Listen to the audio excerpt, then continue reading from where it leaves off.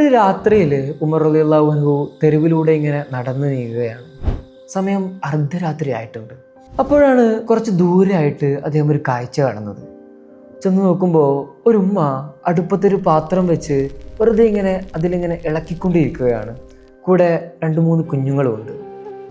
ഉമ്മ ചോദിക്കുന്നുണ്ട്, എന്താണ് നിങ്ങളിവിടെ ചെയ്തുകൊണ്ടിരിക്കുന്നത്? ആ ഉമ്മ മറുപടി പറയുന്നു, എൻ്റെ മക്കള് വിശന്നിട്ട് കരയാണ്. ഇവിടെ അവർക്ക് നൽകാൻ ഭക്ഷണമായിട്ട് ഒന്നുമില്ല.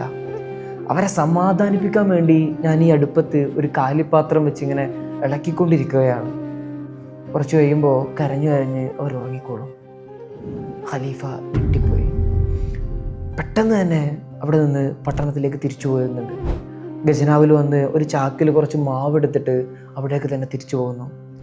എന്നിട്ട് സ്വന്തം കൈകൾ കൊണ്ട് തന്നെ റൊട്ടി ഉണ്ടാക്കി അവർക്ക് ഭക്ഷിപ്പിക്കുന്നുണ്ട്.